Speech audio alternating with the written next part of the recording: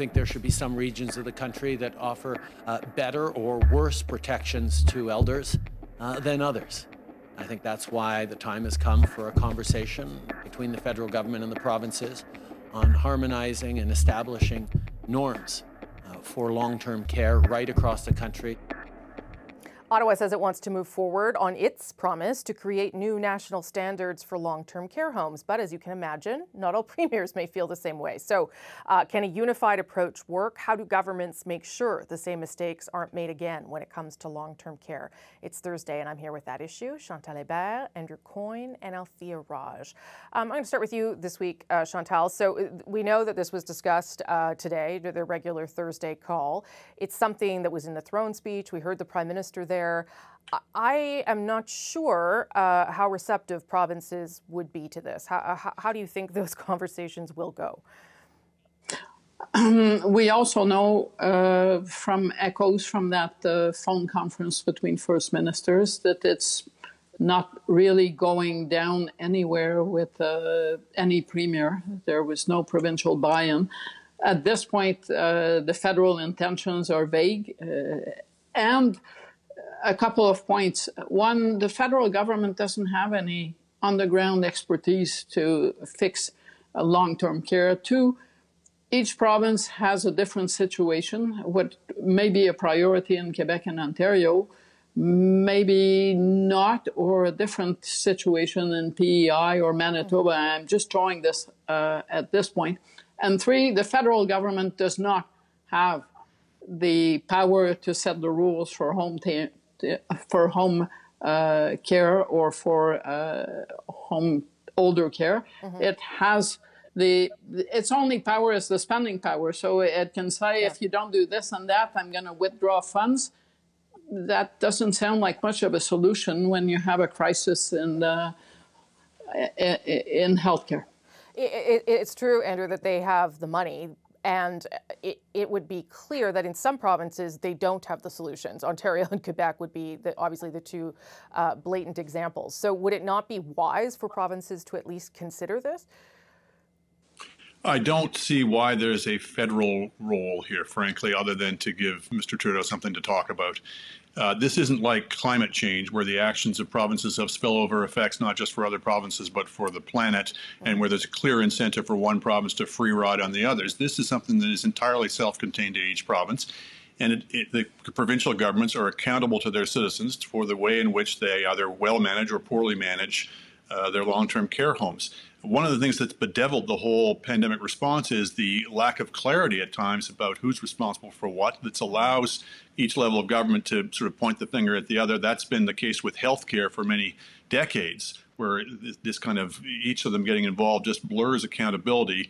I think we don't need more of that. We need less of that. I mean, it is a shared jurisdiction, but I should say that earlier this week, the Quebec Premier, Althea, said that Trudeau was playing with fire and that he was making a mistake. I mean, I'm not sure Quebec is interested in this, but how do you get buy-in then if that is already the reception? Well, the federal government has said that they're willing to put a lot of money on the table in order to get the outcomes that they would like. If you look at the 2017 agreements that were signed with the provinces, or at least they were started to negotiate in 2017, and some of them were signed in 2017, some like Manitoba were signed in 2019. But on home care, you see that there is a patchwork of different agreements. So there are bilateral agreements. Ontario's agreement with the federal government is very distinct. It has benchmarks and targets and deliverable outcomes. And Quebec's agreement basically says, we're an asymmetrical agreement, and we're not going to agree to anything. You just give us money, and you acknowledge that we can use it the way that we would like to use it, based on targets and benchmarks that we set ourselves. And we're not even going to agree to a dispute settlement mechanism.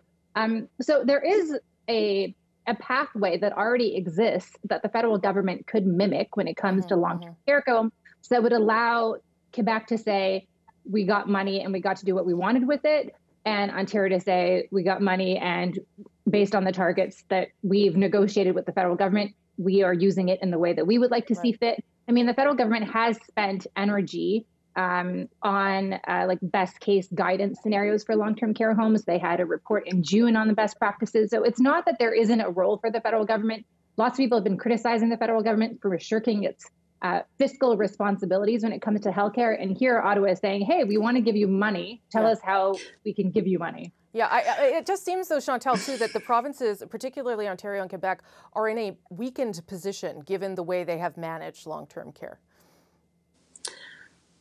But the real issue isn't political, who looks weak and who looks strong. The real issue is who has the know-how to manage long-term care and who doesn't. And the last time I checked, the federal government does not run any long-term care homes on that basis. And on the basis of accountability, if there is a real screw-up in long-term care in Ontario and Quebec, better that the buck stops with the province and voters can take it on whoever is in power than to have this diffused between the federal government that is setting standards on what basis, I'm not too sure, because there is not a national long-term care situation. So no, it just looks to me like the federal government is trying to piggyback on an issue because it would look popular and not have to be accountable for the outcome at the end of the day. Yeah, I mean, go ahead, Andrew. Yeah, go ahead. Well, there's no doubt that there's been a failure of government when it comes to the oversight of long-term care homes. But to say that that's a provincial versus federal thing, that the feds would somehow have done a better job, I don't think there's any evidence for that, and certainly there isn't any jurisdiction for it. Again, let's look at this in the context of healthcare in general. The provinces are being eaten alive by the costs of healthcare. That's going to continue for the decades to come with the aging of the population. That entails much more longer term and larger discussions about transfer of financial resources, transfer of tax points. Would be a much better solution to give the provinces the resources they need without having to come to Uncle Ottawa every time to negotiate the conditions on it, again, involving this blurring of accountability. I do think the feds are in a position to act, if they're going to make that kind of long-term transfer, to start talking about other issues like, for example, the internal common market, which is absolutely a federal role that the feds have not exercised. So some kind of grand bargain like that, I think, makes a lot more sense than getting into the weeds of micromanaging long-term care. When you said tax points, I just imagined all the Premier's eyes lighting up at the idea of that, even though it's a difficult one. Althea, do you think the provinces want it? Well, some might. What kind of leverage do you think the provinces have here? Oh, sorry. Andrew wanted to finish. Oh, sorry. Just one last point. The premiers have cried wolf a lot of times about not having funds. They have. But in the context of the aging of the population, the wolf is here. Okay, that's a good line. Althea, what kind of leverage do you think the provinces have in this? Well, they don't have much leverage, but they have the right, and it's their jurisdiction to say butt out. So they have the final say at the end of the day. Whether or not they want to turn their backs on money that's lying on the table is up to them. I think that public pressure will be so that they will end up getting money in some form regardless, frankly. So we shall see.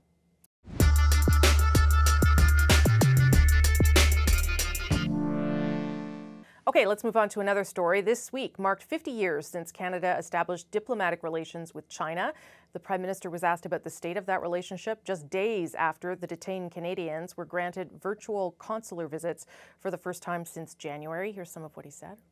We will continue to work with China for advancing Canadian interests and Canadian producers. At the same time, we will remain absolutely committed to working with our allies to ensure that China's approach of coercive diplomacy, its arbitrary detention of 2 Canadian citizens alongside other citizens of other countries around the world, is not viewed as a successful tactic by them. So Trudeau was rebuked, not surprisingly, by China for those comments. And I will say that they also followed comments by the Canada's ambassador to the UN, Bob Rae, very forceful comments that he made to his Chinese counterpart that was perhaps a show of force that I'm not sure I have heard in some time from this government. I wonder, is it the sign of anything? I'll start with you, Andrew, in terms of movement. I mean, the fact that Michael Kovrig and Michael Spavor got consular visits is significant, but beyond that, what do you think? Well, beyond that, you've got the government of China threatening Canadian citizens in Hong Kong. in fairly stark terms. I'm not sure I see positive movement. I see a lot of saber rattling, particularly on the Chinese side. I sympathize with the government. They're in a difficult position, but at the same time, we are paying the price for years in previous times when this government in particular, this party, was pursuing China with, I would say, over-eagerness. And every time since then, when you see old liberal war horses like Jean Chrétien or Eddie Goldenberg, or when you see that disgraceful dinner the other day in Beijing with the Canada-China Business Council, which may be regarded, if I can borrow an old line, as the Liberal Party at prayer, it signals to the Chinese each time that happens, where there's these appeals to let Meng Wanzhou go, to do the Chinese bidding on this. It signals to them weakness. It signals to them if they stick to it, if they just amp up the pressure, that this government will cave. I hope they don't. I don't think there's reason to believe they will. But that's the bind that they're in, is that some of their friends and allies are making things worse for them, and they need to do more to distance themselves from them and to make clear that they don't speak for the government in any way. That's probably fair, that there has been pressure from inside the Liberal family in a way that is not helpful, Althea. But I don't know if maybe Bob Ray's comments were not as significant as I'm portraying them, but they did seem different, and perhaps that rhetoric is important. Yeah, I mean, to the former Liberal point, I mean, they have been making those arguments for almost the past 2 years. They were very forceful right from the outset. I do think that what we saw in the last week or so is the government being more forceful in criticizing Beijing. And I think that part of that is a frustration that their tactics have not worked to this point. Yeah. The other part is that they're under constant pressure from the Conservative Party to take a stronger stance. But most importantly is that public opinion has changed. More Canadians view China as enemy number one to this country than any other country. And that view, there was an Environics poll this week that shows that view has substantially changed in the past 7 years. And I think the arrest of the two Michaels has really driven that point down. So there is a desire on behalf of the government to be more forceful, whether that involves Hong Kong or the Uyghurs, where Justin Trudeau, who claims to support human rights abroad, has been incredibly silent with what's happening down there. Yeah. I mean, there are a lot of, you're right to point it out, Althea, there's a lot of domestic politics at play here too. I mean, certainly the Conservative appeal on China is partly geared by that, and maybe that's what's happening with the government too. That change as well, Chantal.